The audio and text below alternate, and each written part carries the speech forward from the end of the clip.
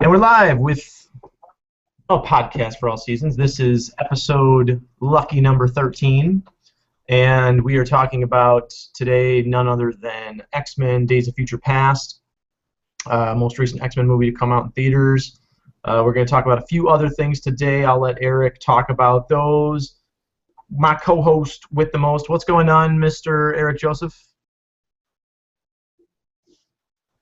Hi, Josh, and hi to all our listeners. This is Eric Joseph of DarkKnightNews.com, ComicBookMovie.com, and Multiverse Entertainment. And as Josh told you, our main topic today is X-Men Days of Future Past. We're talking a lot of Marvel stuff in today's episode. Lots been going on this week pertaining to Marvel films and comics, and we're hoping to break it down decently well within this episode. I do apologize in advance for any audio issues. We might have addressed it in the previous episode, but I had a post up on our WordPress page, multiverseentertainment.wordpress.com, just saying that I'm upgrading my PC within the next month. So until then, we may just have a few issues here and there, and our WordPress page won't be as updated as often, but check YouTube and check our Facebook page, facebook.com/a-podcast for all seasons, because that's definitely where we are posting all our episodes. And of course, we post latest relevant news and all the articles I write over at DKN and CBM and our WordPress page if we get around to it. But anyway, moving forward, we're going to give our reviews here. I'm going to let Josh give his first. So please, Josh, tell us what you thought about X-Men Days of Future Past and score it on a scale of 1 to 10. All right, so I'll just preface the whole review by saying that I really enjoyed the movie. I thought it was really well done. It's by far and above the best X-Men movie that they've done so far. In my question, hands down. That may have been a result of the amalgamation of the characters from the new class and the original X-Men movies, mixing together. Obviously, Wolverine is a big draw for the X-Men movies. He's a great character, and Hugh Jackman does a great job. X-Men Wolverine X-Men Origins Wolverine, and the Wolverine, notwithstanding, is some of the weaker installments in the movies that he's been in. But still, even if you look at those films as whatever, poorly written, X-Men's, or rather Hugh Jackman's performance as the Wolverine is not one of the things that's bad about those films in any way, shape, or form. I think that's kind of unfortunate for him, but I digress, and that's moving off topic. X-Men Days of Future Past, it was a big movie. A couple friends of mine have said that they were a little disappointed. I knew a couple people who had, some overly critical analysis of it, and I do think that there's always room for critical analysis. Obviously, we do it on this show. Me and Eric were talking about this earlier today, and there's always room for critical analysis in commentary and all that. But when you're getting into the point where you don't enjoy a movie while you're watching it for the purpose of critically analyzing it, I think that you're really doing yourself a disservice. I've seen some really even horrible movies that you can sit down and enjoy if you just let your brain shut down for a minute. Now, that's not to say you're going to go, oh, that was a great movie. I enjoyed Superman Returns as an example. It wasn't a perfect film, and it would have been hard to launch, a larger universe from that. It would have even been harder to launch or reboot the Superman franchise from that film. Just they kind of wrote themselves into a couple corners and things like that. It doesn't mean the film's unenjoyable, or it doesn't mean that you can't enjoy a film that other people don't even like. Guilty pleasures and whatnot. I don't think that this film even falls into those categories. It's reviewing extremely well, both with critics and with users. Users, I say. I mean viewers. I would definitely give it a high rating. I'll get my rating at the end of my review, but obviously we're going to give spoilers away during the course of our review. We'll try to avoid complete spoilers and whatnot, but those who have read the Days of Future Past comic know that certain things are going to happen. They change the story. It is an adaptation, and so they're not 100%. For example, Wolverine going back in time is one of those things where they change up the story the way that they do him going back in time and things like that. The people that actually go back and try to stop the future apocalypse from happening. Those things are significantly different from the original story. It's been years since I've read that, so my overt knowledge of it is waning. But Eric's a little bit more modernly familiar with it, so he can touch on the differences between the actual comic and the adaptation. But it is one of those movies where it juggles a lot of characters. The plot line is actually quite simple. The plot line being that in the future, the Sentinels became so powerful that the X-Men, or rather any mutant, can no longer stand up to them and fight them. That being the case, the Sentinels have evolved to a point where they are no longer simply killing mutants or tracking and attacking mutants, but are even attacking people who could potentially have mutant offspring. And so only the quote-unquote true humans and the humans that will not or could not produce mutant offspring are essentially being spared from their wrath. So it's a very bleak, dystopian style future. It's one of my favorite things about futuristic writing and especially in comic books or in sci-fi. The whole idea of a dystopia is a very interesting concept. And in another one of my favorite interesting concepts from sci-fi and from comic books is the concept of time travel and being able to go back and potentially stop it from ever getting as bad as it is. And that's the whole point of the film. Wolverine goes back in time. So there's a little bit of play with time. But because of the nature of having both the characters from the original X-Men universe and the new class universe being mixed together, it's enormously large cast. Now, granted, we're only seeing select members of the cast very frequently. They're not getting gigantic amounts of screen time, but I think it was a large story and it was well told, and I said as much in my review to other people, and I've said a little bit about it to Eric. We haven't talked a ton about our opinions about the film to one another, other than in passing. But it is very well paced. I think that the most recent film that I saw that I liked as much as this one would have been Captain America: Winter Soldier. And as much as I love that movie, I think that it fell prey to, if I'm being very critical, a few minute pacing issues. And it's something that I've just picked up on and am picking up more the more I watch movies nowadays. And is when you get this this very unbalanced juxtaposition of heavy on action and dropping that action for the sake of exposition to the point that it feels sluggish and the pace suffers. There are ways to do that that don't make the plot feel stagnant or make the story and the pacing feel stagnant. And I think that X-Men: Days of Future Past does that really well.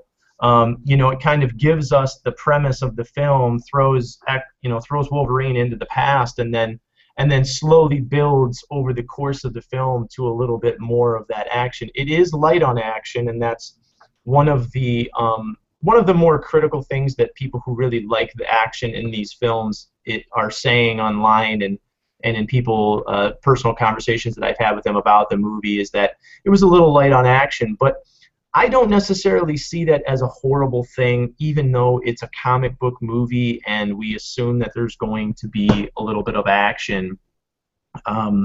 Being more spoilery, if you love the X-Men characters that were in the original films, you'll get a little sad, at least at the beginning of the film, because they kill a ton of them. You see a lot of them either have died or are getting killed in the movie near the beginning. They're trying to fight that from happening altogether, and keeping essentially humanity and mutant kind from being wiped off the planet by these Sentinels. And I don't want to get too much into completely giving away the entire plot, but as far as acting is concerned, I think that Hugh Jackman did a really great job. Um, McAvoy's Charles Xavier, he did an exceptional job as well. He's an extremely emotional actor.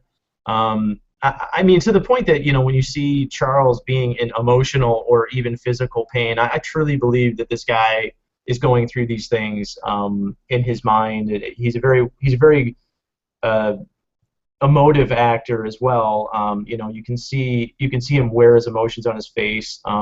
He gave us a really interesting portrayal of Charles Xavier's character. As he's always known as like this patriarchal figure leading the X-Men, always wise and always knowing the right thing to do at a really dark place in his life where he doesn't quite know where to go from here. It's very much his redemption story as well. How does that character come back from losing what he thinks is his purpose in life, or losing his place, and losing his drive, for lack of a better word. What's he going to do next? Does he still have a place in life if he can't walk again, or does he have a place in life if his school's been shut down, which also happens in the film? Obviously, Magneto, played by the wonderful Fassbender, he does an exceptional job in pretty much everything he's in. He absolutely knocks his Magneto performance out of the park again. There were a few unexpected, for me, things that happened with his plot and his character that I didn't quite see that they were going to go that route, especially towards the end of the film. Good performances from, I believe his name is Nicholas Hoult, who did Beast. I don't absolutely love that actor, but he did a great job. And obviously Jennifer Lawrence as Mystique / Raven. She's a very good actor. She's an Oscar-winning actress rather, and obviously she does a really good job. She's not stopping anytime soon. That girl's absolutely on fire as far as her career is concerned, and the X-Men movies are no exception. I think it's pretty cool that a girl who can, on one movie win an Oscar and then the next movie be in something like, a Hunger Games or a X-Men movie, which is a little bit more of your like common Hollywood trope to people who are super critical of films. I highly suggest anyone who likes comic book movies, and especially if you even remotely liked the original X-Men films, go see this movie. It is totally worth seeing in a theater. It's a big, big, big film. A lot of things happen in it, and it opens it up for essentially, it gives you a great resolution to the original X-Men characters and cast, which is fantastic, and it also opens up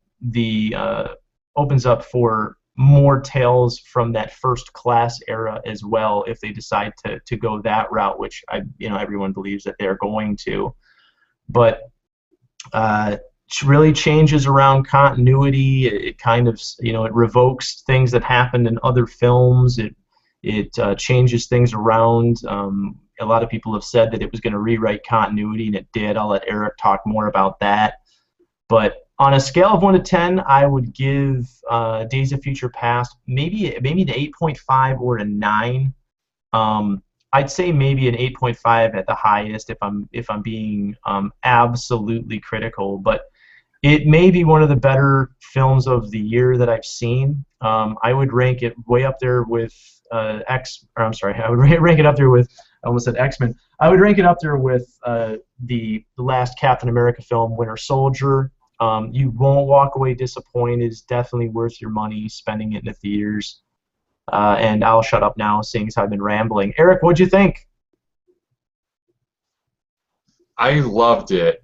I think it's the best X-Men movie to date, and I'm probably going to talk a little bit more spoilers than you did because there's just certain things about the movie I don't think I can discuss without going into that territory, though I won't completely ruin it for people.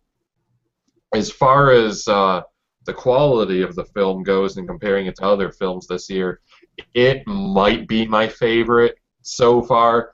I need a little more time, perspective, multiple viewings of this and The Winter Soldier. Right now, my impression is I like it better than The Winter Soldier. It's kind of like how 2 years ago you had The Avengers and The Dark Knight Rises, and I just needed like another viewing, and ultimately I liked The Dark Knight Rises better. But right now, yeah, I really think Days of Future Past is so far my favorite of the year. As far as it goes comparing to the fidelity of the comic books, it gets that general notion of what Days of Future Past is all about, but it does stray from certain things. I read the arc about a year ago, so it's relatively fresh in my mind. But it's like this.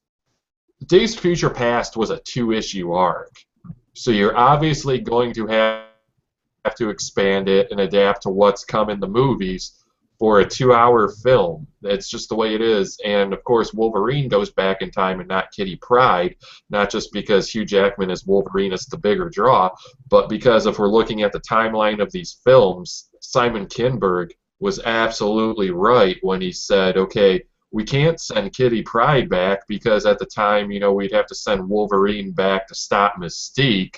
Kitty Pryde would have been negative 20 years old. So obviously they can't just have that elephant in the room. But anyway, getting back to the film itself, yes, it's my favorite X-Men movie. I liked it even better than First Class. I still like Jackman as Wolverine. Some people complain about the characterization, but I still think he's pretty cool. Xavier was really the backbone of this movie. There was more depth to James McAvoy's performance than there was in First Class, and obviously things are going to get a little more emotional. We're dealing with, is it worth it to keep his mutant powers and save humanity over being happy and being able to walk? And his scene with Patrick Stewart was great. You'd have to see how that plays out. How exactly that came to be. Michael Fassbender, I absolutely love the guy as Magneto. Ian McKellen, of course, the great thespian. He was a great Magneto, but I do like seeing him a little younger, and Fassbender just brings a presence and a menace that McKellen did touch on a bit, but everyone has their own actors that they prefer, and obviously as we go forward, we're going to be seeing more Fassbender than McKellen, and that is to do with issues of age because Ian McKellen's getting up there, and in the next one they've said it's mostly going to be the First Class crew anyway, and we'll touch on that in a little bit when we talk about the future of the X-Men franchise. And then I think it's funny how everyone's saying how awesome the film is when everyone was just writing it off when they were just seeing costumes for the characters. Like, this movie's gonna suck because I hate Quicksilver's costume. Well, guess what? Everyone's saying now, and I absolutely agree. Quicksilver was one of the best things about the movie. He doesn't play an overly huge role, but he's in there. He makes an impact. He's coming back in X-Men Apocalypse, and I'm very happy. What he did definitely sets the benchmark of what they're going to have to do with Quicksilver in the Disney Marvel films and Avengers Age of Ultron. And yes, they do pretty much throw it out there that he's the son of Magneto. There's something else about the character that's on the tip of my tongue right now, but yeah, he was, I wouldn't say he stole the show of the whole movie, but he was a definite treat. Oh yeah, now I remember.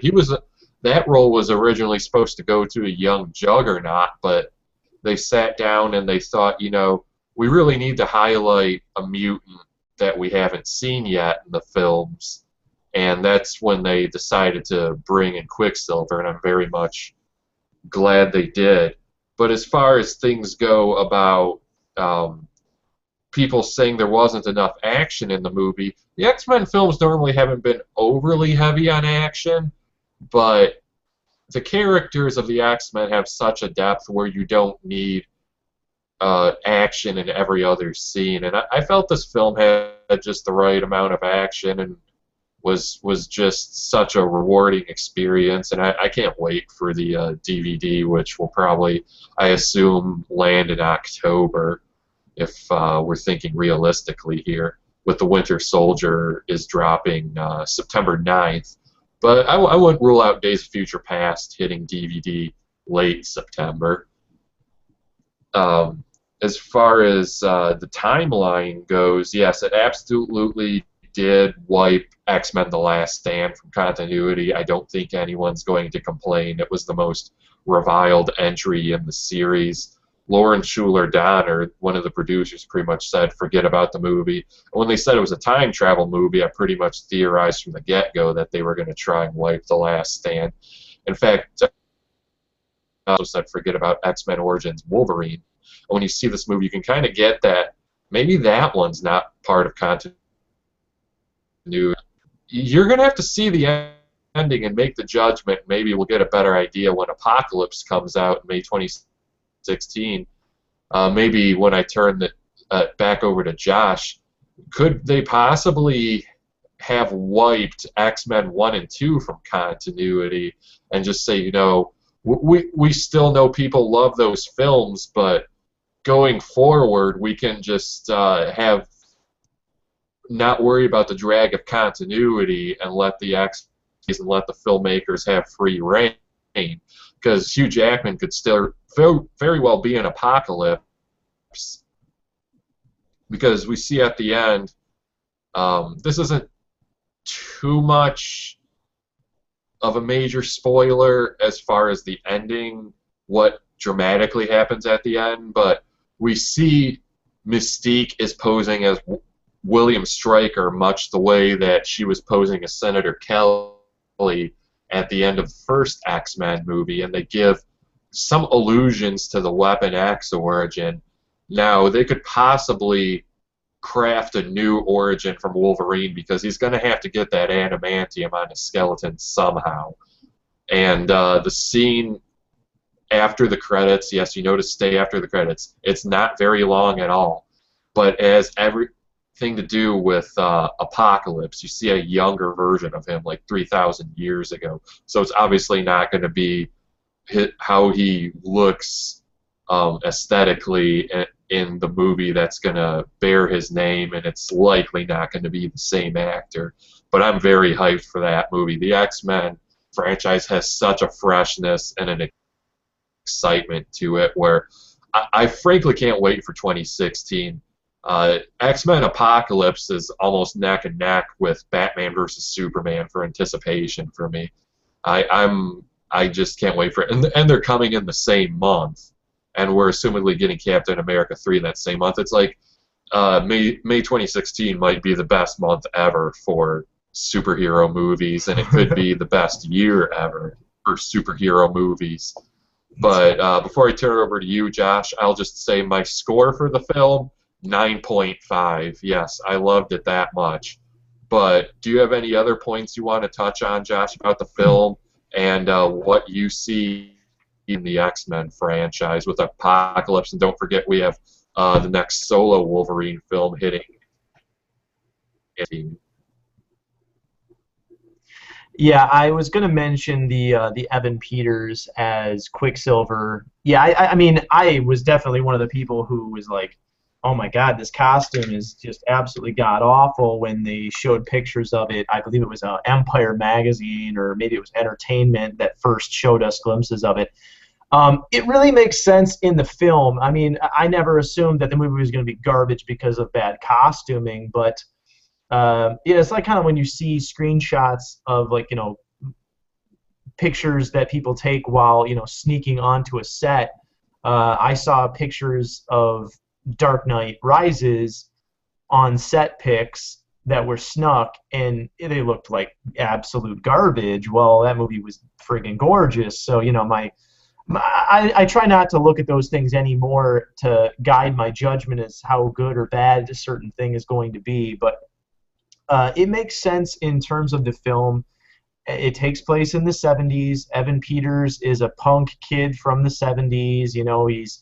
He's got the powers of super speed as Quicksilver, and so he is a kleptomaniac, and it's kind of like a little gag. He's a kleptomaniac because obviously he can steal stuff, and nobody knows who did it because he's so fast. He actually is way, way, way, way, way faster than Quicksilver from the comic books, which is fine by me because if he's going to have these powers, go balls to the walls with it. I agree with Eric that they're going to have to definitely step up their game in Avengers to show us Quicksilver's powers because he just knocked it out of the park. His scenes were very funny and awesome.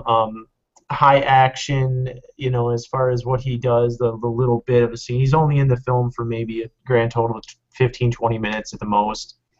But I was actually going to take it one step further.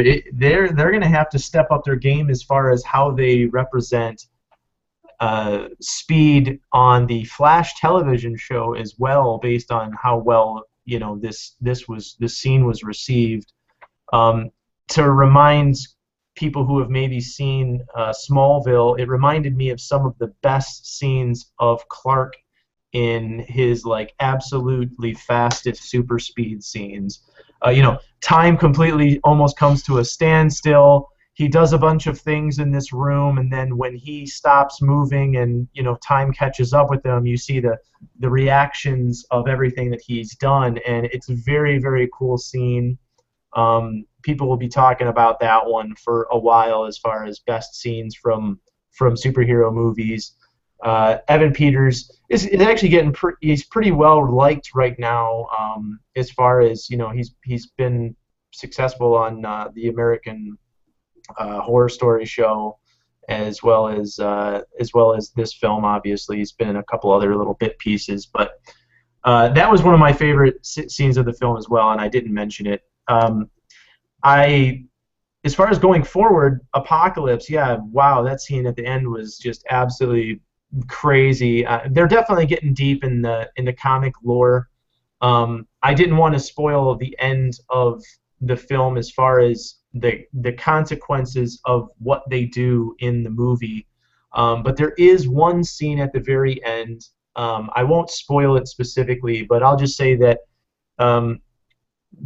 their mission essentially succeeds, and Wolverine ends up in his body in the current time, or rather his consciousness ends up in his body in the current timeline, and he sees the consequences of what he's done. And there are a couple characters that they bring back that you think may have died in other continuities, giving to the very mentality that those continuities have been wiped out. Like Eric said, maybe even X-Men 1 and 2, but who knows? Maybe X-Men Origins. Some people have said that X-Men Origins Wolverine maybe might have got wiped out of continuity. We know that he's going to have to get his adamantium claws. The only thing else I was going to mention about that was you realize how nerfed Wolverine is when he doesn't have his adamantium claws. He's going to fight some of the Sentinels, and he's completely inept as far as fighting the Sentinels are concerned, or other people for that matter, except for basic standard humans. He's can't be hurt, but he really can't do a ton of damage with just his bone claws. I thought that was kind of humorous, and they kept mentioning it throughout the film. But there's one character in particular that they show at the end of the film that you realize is not dead, that had died in previous X-Men films. I was very, very happy to see it. I shouted out in the theater. I was like, yeah, awesome. So I won't tell you who it is. You'll have to see the movie for that. But if you like the particular character that I'm mentioning, you'll be happy to see them as well. Other than that, I don't have anything else to mention as far as the film's concerned, but where are we going from here? Apocalypse. Yeah, it's going to be crazy. I'm not sure where they're going to go with it. Now, are we 100% certain that they're going to be using the first class cast, Eric, in the Apocalypse film? Has that been essentially confirmed? Yes, it has. I can tell you what characters are confirmed so far. And like I said, don't rule out Wolverine in this. But here's what you can expect. James McAvoy, Charles Xavier, Michael Fassbender as Magneto, Jennifer Lawrence as Mystique, Nicholas Hoult as Beast, Evan Peters as Quicksilver, and Channing Tatum as Gambit. Yes, this is the film they're going to introduce him in before putting him in other films, possibly a solo film. Because don't forget, Fox has that mystery Marvel movie in 2018. So that could very well be Gambit. Yeah, I don't have too much to say about the direction of the franchise after that because, well, we've kind of already talked about what movies are next, and we don't have much to go on other than, hey, it's going to be cool, Apocalypse is showing up, and we know the release dates of the films. But yeah, just as I said, it's a very exciting time for the X-Men franchise, and I really I just can't wait. I don't want to repeat myself anymore. Yeah, I was very Let's move on excited. to the next topic here. Yeah, I was just going to say, I'm excited going forward. I was under the impression that it was the X-Men First Class crew, but I just wasn't 100% certain on that. But yeah, like Eric said, if Wolverine comes in as well, I wouldn't be surprised. I guess based on the reviews of the film, Hugh Jackman was even saying, like, hey, maybe I won't go into retirement just yet, which he had kind of mentioned in a few interviews. So it's pretty. That's a pretty cool thing, to have one film. I mean, Wolverine was not extraordinarily well received, and X-Men Origin Wolverine was kind of lambasted by reviewers and things like that, and even by some of the fans. Now, in hindsight, it's like even being reviewed worse if you read people's commentary online and things. So to have him kind of say, yeah, maybe it's time to pass the mantle along, and then have this movie be well received enough that he's like, well, hey, maybe there's still things for me to do with this character. I think that that's a pretty cool thing. They gave us our third striker in the film, so we'll have to see where things go for Wolverine's character from there forward. But moving on, we wanted to talk about Ant-Man.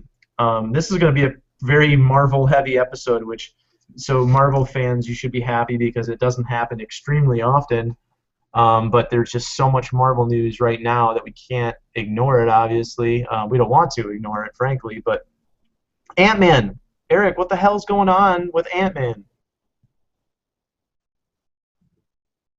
Yeah, we addressed it last week in our episode that Edgar J. Wright was out, but the story had pretty much just broke, so we didn't have much to go on, but we all assumed he left because the movie had morphed into something that wasn't his vision. For those who didn't listen to last week's episode, Edgar Wright has been attached to Ant-Man since 2006. So for him to want to leave a project that essentially has happened only because he's directing it and it was his vision, an Ant-Man movie wouldn't have happened if he lobbied for it for so long. But Latino Review put out an article, and then The Hollywood Reporter did a very good article as well that pretty much confirmed it. He met, first he got some notes about the script. You have to tie it into the Marvel Universe as a whole, Easter eggs here and there. So he does a draft of the script, and he submits it, updates it with the notes he's given, and then Marvel passed it off to some other writers, and he gets the script back, and it's not his Ant-Man anymore. So he meets with Disney, and he leaves the project. And I can't fault him for doing it, because when you do a Marvel Studios film, it's not your movie. You're adapting the studio's vision. You're not really given free reign. It's not necessarily your movie. It's I would liken it to you're directing an episode of the television show, a television show, I should say. I have to use the proper articles here. When you do a television show, you're part of a larger story, and yes, you can put your little flares as a director in there, but it's still not your project. And it turns off a lot of filmmakers, and filmmakers have left Marvel Studios left and right. In a way, our first departure was Ed Norton, who wrote a little bit of the script for The Incredible Hulk, but was uncredited, and he had a dispute over the final cut of the film, because Marvel wanted under 2 hours, more heavy on action. He wanted over 2 hours and a little more character development and emotion. So I think he was actually fired. Iron Man 2, which I still really like, I understand people's problems with it, with trying to tie into the Marvel Universe too much. But Jon Favreau obviously wasn't happy. You know, he came back for Iron Man 3 still playing Happy Hogan, and I think he might have still been a producer on the film. But he didn't want to direct another film for Marvel after that. So I can understand Mickey Rourke had a lot of complaints about Iron Man 2 and how much was cut with his character and making him a deeper, richer villain. And he thought his character came off as very two-dimensional, and he asked why he learned Russian in the first place for this role. Joe Johnston did not come back for another Captain America film. Kenneth Branagh did not come back for another Thor film. In fact, Thor 2's first director, her name is escaping me at the moment, but she was on the project for a bit, and then she was off. And I remember it really pissed off Natalie Portman. So, and now we've got Edgar Wright leaving Ant-Man, and I believe they're hoping production to go full steam, I think July 28th, because it was delayed a bit to begin with. The cast is still on. They're still saying July 17th, 2015. 2015 is the release date. They're talking to other directors because they really don't want to lose any press. Adam McKay, I believe his name was. There were reports out, you might have seen it trending on Facebook, that Adam McKay's the new Ant-Man director. Not the case. I think Nerdist and Bleeding Cool might have put up articles saying he was the new director, and within a half hour, he had left the negotiating table. So I'm guessing he probably went there. Oh, here's what I want to do with Ant-Man, yada, yada, yada. Oh, no, wait. It's not your Ant-Man movie. It's our Ant-Man movie. And he bolts. And now apparently there's a front runner. Maybe we'll know a director by Monday. They'll have one on as soon, but how good of a movie is it going to be without a clear vision? We'll see. This, if Guardians of the Galaxy isn't, this could be Marvel's first failure at the box office. I very much doubt Ant-Man will open north of $75 million. And it's just bound to happen with so many characters. Some are going to bomb.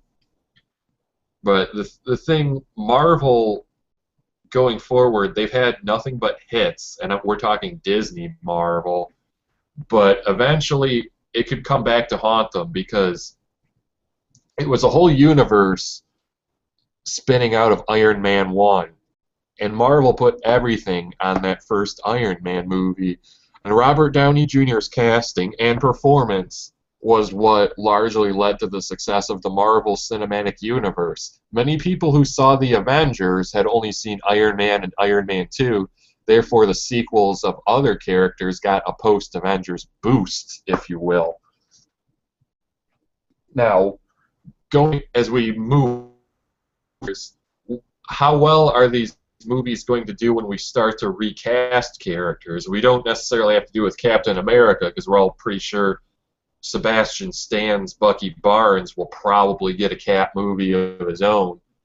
But when Robert Downey Jr. leaves after Avengers 3, because he's only on for Avengers 2 and 3, as you may have heard, he's not doing another solo Iron Man film, how will the audience react to another actor as Iron Man, and will it be as successful? Because before 2008, no one other than comic book fans really knew who Iron Man was. And when we talk about the most successful superheroes at the box office and pop culture in general, it boils down, you have Batman, Superman, Spider-Man, Wolverine. I would like to put Iron Man in that category, but he needs to stand the test of time. Batman, Superman, and Spider-Man have been in the mainstream eye for decades. Wolverine more so the last 15 years, and if you want to go back to the 90s with the X-Men cartoon on Fox. But Iron Man still needs to prove he's here to stay, and how will, like I said, general audiences still accept the character when it's not Robert Downey Jr.? And I do kind of think it's going to kind of have a financial impact on future Marvel Studios films. People will still be in love with the characters, but will they still be the hits? And at the risk of sounding redundant as I prattle on, maybe more ideas will come to my head as we go on, but I'll turn it over to Josh. Your thoughts on this whole Ant-Man debacle? And yes, this week I'm willing to use the phrase debacle. And what are some of your thoughts on what I said about the Marvel Cinematic Universe going forward and filmmakers not necessarily having the freedom, as it were? Yeah. So first things first, I'll say this. Anyone who's seen what's often referred to as the Cornetto trilogy, and is a fan of Edgar Wright, it was very upset by the news that he left the film. 2006, folks. He's been attached to it since 2006. That's 8 years for those that aren't good with the maths, and that's a long fucking time when you're trying to get a movie developed. You know, I mean, you hear talks of, maybe you watch a commentary or you read a tidbit about a movie that you like, and you find out that the writer or director had been trying to get it made for several years, and you're kind of like, man, I can't believe no one wanted to make this awesome movie for 15 years. Well, you know, I mean, even at one point in time, Lord of the Rings had trouble getting made. You know, and now, you know, billion-dollar franchise, people probably look back and, you know, they're just shooting themselves in absolute grief that they were the guy who turned down the project. I think that Marvel's shooting themselves in the foot, Marvel/Disney, about doing enough, you know, bad decision making to make Edgar Wright leave. He's a really well-liked director. I mean, there are literally people who... He reminds me of, you know, some of those certain directors where people will go and see the director's films. That does not happen extremely often. It wasn't going to happen with Adam McKay, who's now left. And today, The Wrap posted a story, an exclusive story, that apparently We're the Millers filmmaker, Rawson Marshall Thurber, is currently the front runner to replace Edgar Wright. I don't know if that's going to be any more legitimate than the Adam McKay news, because, you know, we only heard that less than a week ago, and that's been kibosh. So, you know, who knows? It is a debacle indeed. I mean, I know that this Thurber he directed We're the Millers. He also directed Dodgeball. I mean, they seem like they're unusual directors to then jump into a superhero film. But you could have said the exact same thing about the Russo brothers, who directed Captain America: Winter Soldier. You know, they had been directing, I believe, like TV and some other things, and they just knocked that right out of the effing park. So I'm not going to assume that a director who's maybe not nailing his forte and directing, and essentially in his case comedies, isn't going to do a good job at a film that probably is going to have quite a bit of comedy. I mean, a character who can, you know, shrink down and become large again and stuff like that. I could imagine lots of, you know, funny little anecdotal things that they'll do with that. And as well they should. I mean, that it's a humorous concept when you think about it, until you realize that the guy has an extreme amount of power, and then you see him, be the superhero. It can be very, very awesome as well.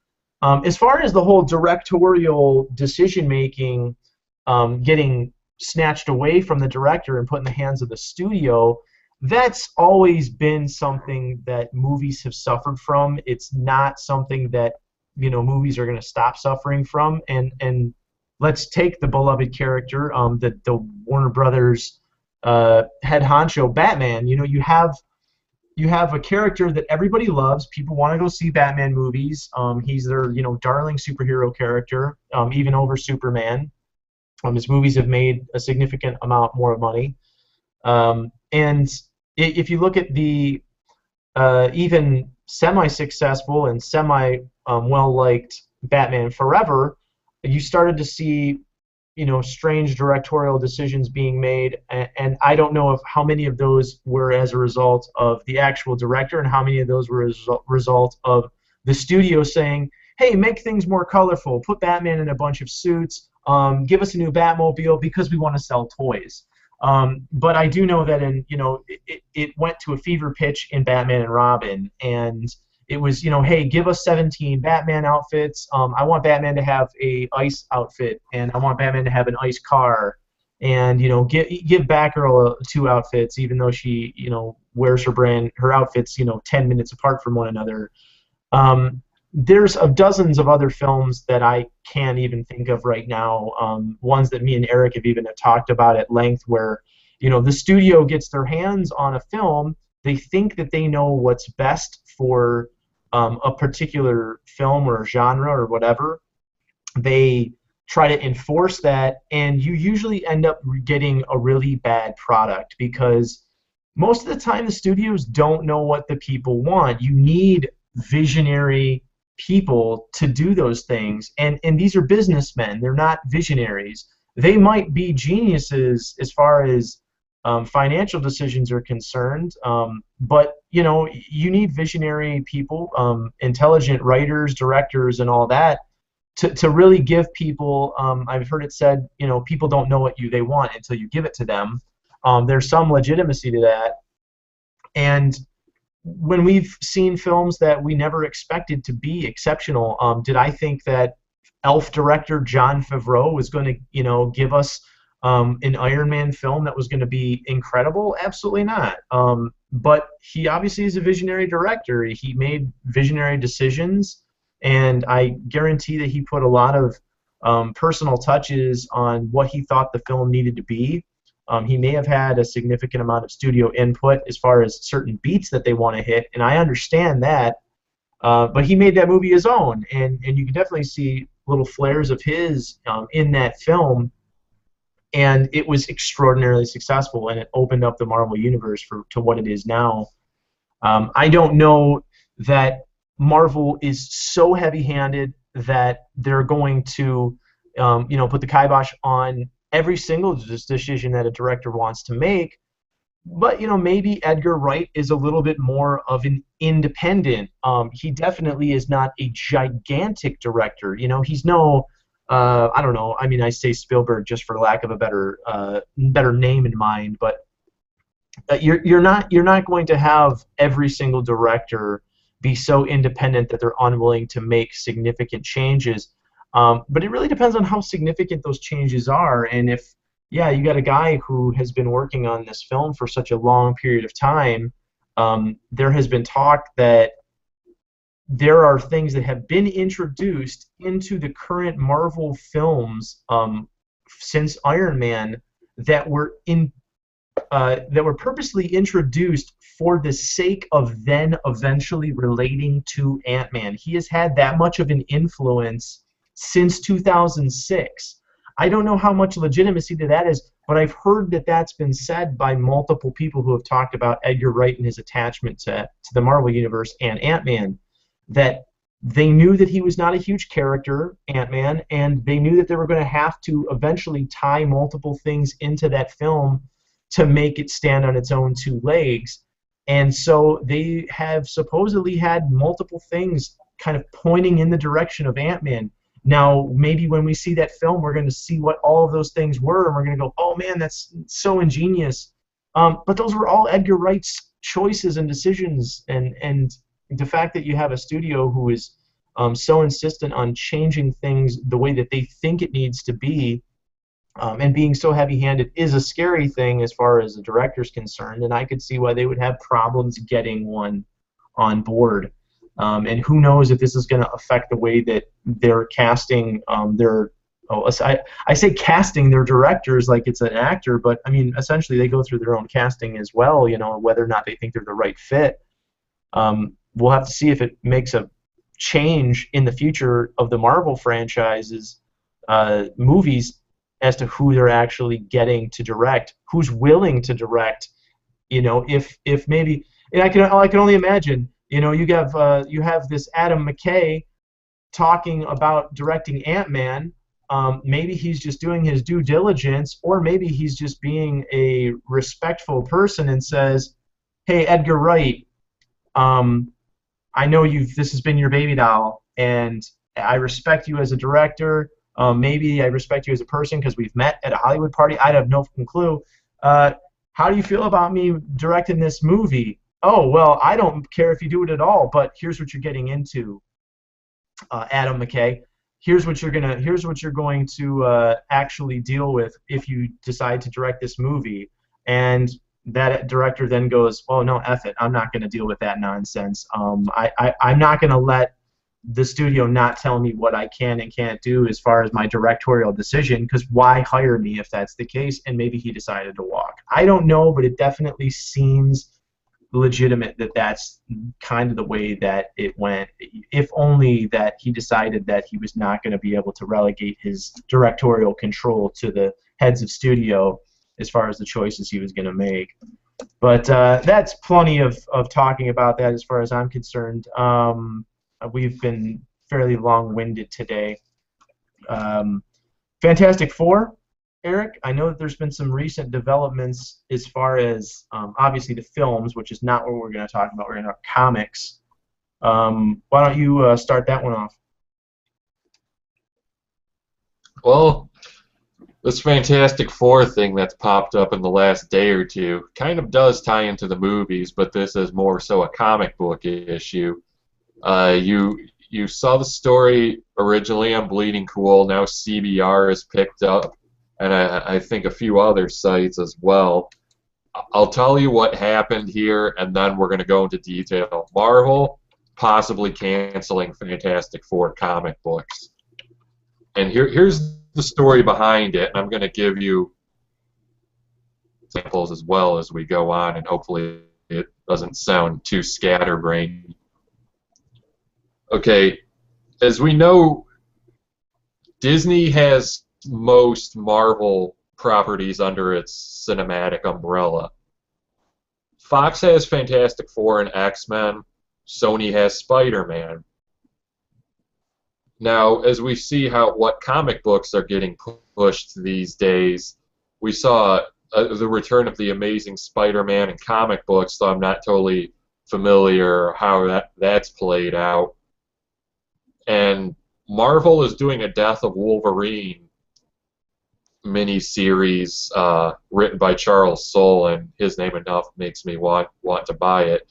That's out August or September. But I was saying, Marvel will probably bring back Wolverine in time for his next solo film in 2017. And a guy at my comic shop said, maybe not necessarily, because his movies are done by Fox. And one of the things that really turns me off about Marvel comic books these days is how the Disney films dictate everything in the comics. It's okay to take some visual cues, but so many things have to line up with the movies that it's just turning me off.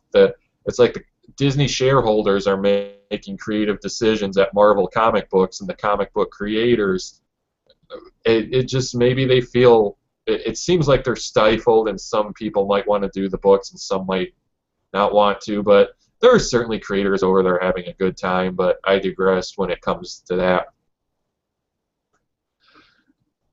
But we're seeing more characters get pushed at in the comic books that are made by that Disney makes films of.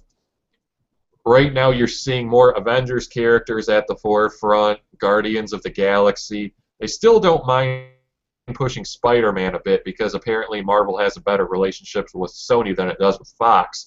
And apparently, when Fox secured the rights to the properties that it makes films of, Marvel was practically bankrupt, and I don't think Marvel gets much money from the box office returns for X-Men and Fantastic Four films. Now, X-Men comic books doesn't want to put as much promotional focus on them. They still have a lot of titles that are selling very well.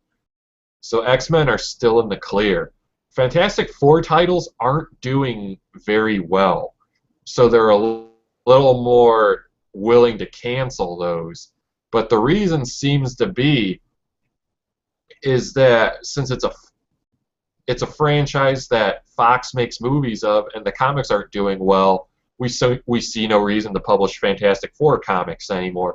You'll still see Fantastic Four characters show up in other books, big Marvel crossover events, just not books of their own. And when Bleeding Cool says something about the inside of the comic book industry, and we've said it on the show before, and Josh will attest to it himself, 90% of the time, it's gospel. It's the gospel according to Bleeding Cool. And then Tom Brevoort, I think it was on his Tumblr page, basically said, Rich Johnston at Bleeding Cool is full of it, paraphrasing here, and he's just wanting to get page hits. But then we had screen caps from artists who shall remain nameless saying, when they're doing sketch cards, maybe for Upper Deck or someone, I'm not too familiar with who puts out sketch cards, but you cannot draw these characters. They listed the Fantastic Four, Silver Surfer, Doctor Doom, Galactus, the Watcher, who I believe was recently killed in Marvel continuity. But yeah, don't touch Fantastic Four characters. And even though I'm not necessarily a Fantastic Four fan per se, I'll see the new movie next year, the Marvel Universe started with you're shitting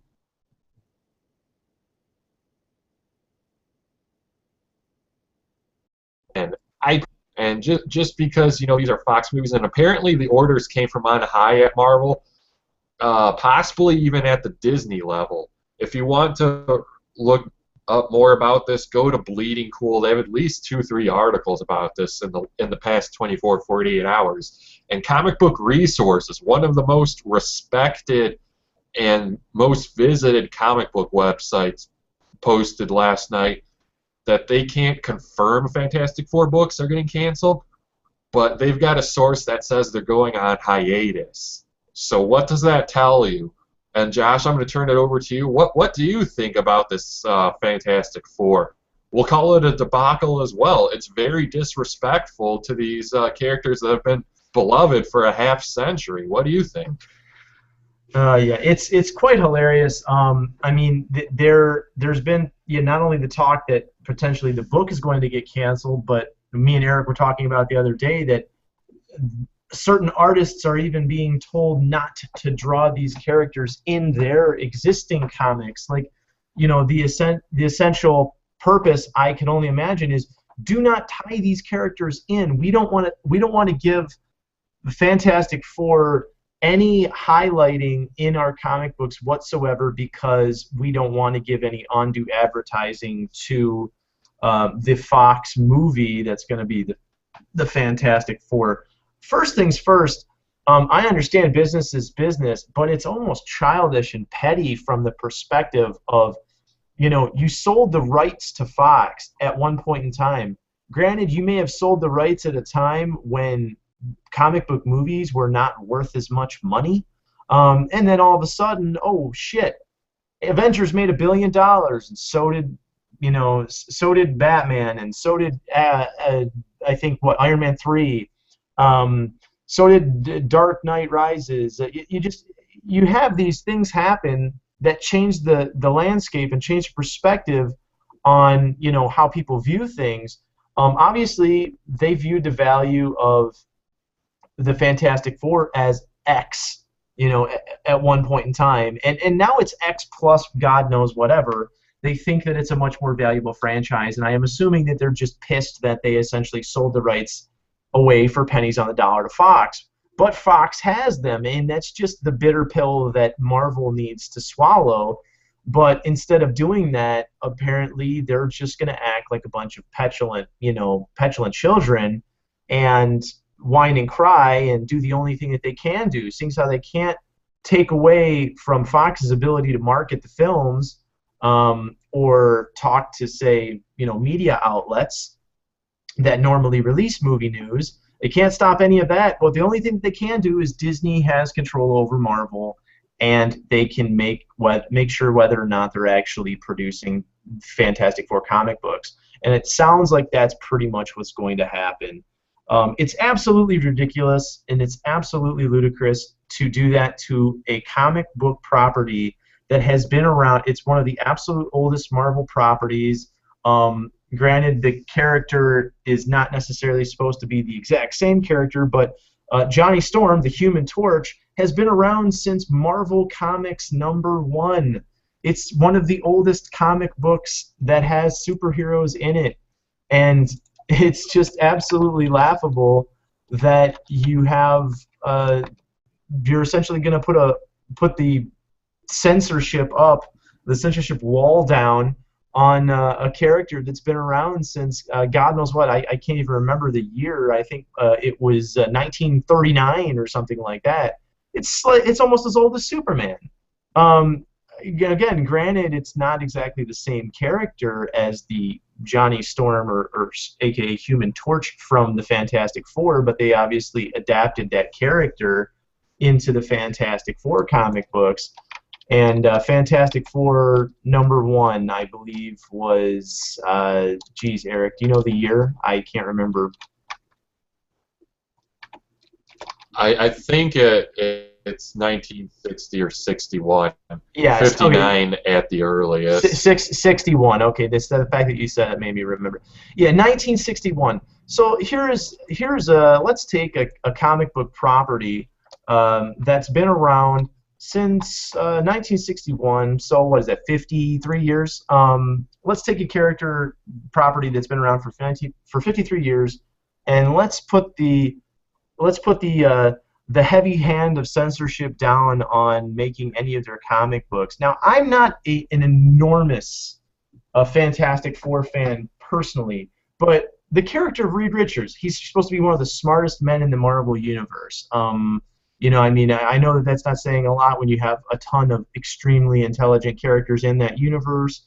But regardless, he's supposed to be one of the most ingenious characters. Granted, his powers are not. He's not the most powerful, but Sue Storm, she's one of the most longest and oldest recurring female characters in comic books. And guess what? She's the definition of the first, female empowerment character. Why are people, putting the emphasis on that? This was a female superhero right out the gate of essentially superheroism.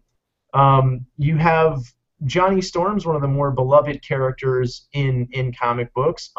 Even though the Fantastic Four movies were not extremely well reviewed, a lot of people loved his character from those original films, and people love his character in the comic books. And in fact, Sue Storm and Reed Richards' kid was, I think Ben Richards is supposed to be he was named after Ben Richards. I think he's one of the most powerful characters in the Marvel Universe. I mean, I'm kind of getting off on a tangent, but it's absolute heresy as far as Marvel Comics are concerned. People should be up in arms against it if they decide to cancel the comic book. The real question is, how well are they selling? And me and Eric know that DC Comics loves to keep putting out comic books that aren't selling well for the sake of, I don't know, everything from diversity to, hey, we got to meet our female quota of comic book characters. We have to meet our quota of characters of, a certain race or whatnot, even if the characters don't sell. I understand if the characters were not compelling, but if the characters were not compelling, guess what? the Fantastic Four comic books would have been canceled long before 2014. So obviously there's a lot more to that story than meets the eye. But we're over the hour, Eric. I'd say let's wrap up. What anything else that you had to say about some of the topics we covered today? I'll just close out my thoughts on the whole Fantastic Four thing. Maybe this will light a fire. I believe James Robinson, a writer that you seem to very much appreciate, is the current writer. So, yeah, he's perhaps the last writer writing those characters for quite a while. Anyway, I just, we say constantly on this show, comic book readers account for only a small fraction of who goes into movie theaters. So it doesn't really matter if Marvel kills off Wolverine in the comics. He's still going to be one of the biggest stars in Hollywood. And you know what?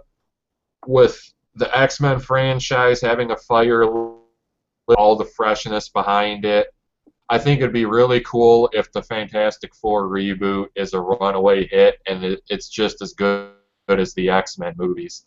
I really hope that the movie makes a ton of cash in June of 2015 and they can essentially throw up a middle finger in the face of Disney and Marvel comics because, like you said, this is heresy to cancel these beloved characters. And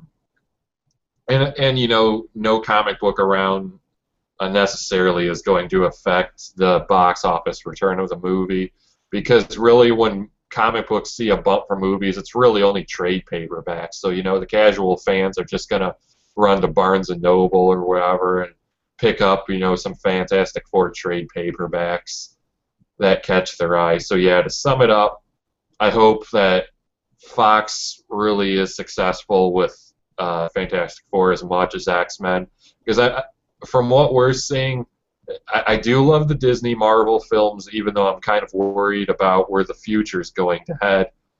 But I kind of feel like the current direction of the Fox Marvel films has a sophistication and a maturity that you don't see at Disney, and perhaps they're even letting their filmmakers get a little more free reign over there.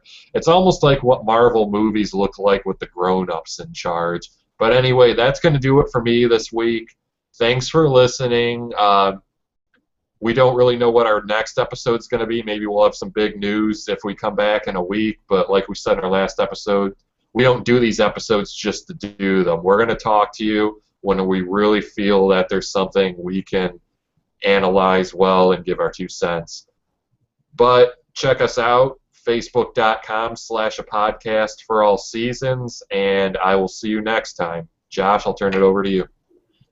Yeah, Eric said what we have to say. For the most part, we're gonna bring news to you as it comes. We're gonna bring news to you as it happens. We don't want to just kind of get on here and decide to chew the fat about comic books or movies that we've rehashed over and over and over again. Last thing I could say is go see Days of Future Past. It's a great movie. You won't be disappointed. And, hey, pick up some Fantastic Four comic books because it might be the last time you're going to get some new issues for a while. Thanks for joining us. We'll talk to you next time, and have a good day, guys.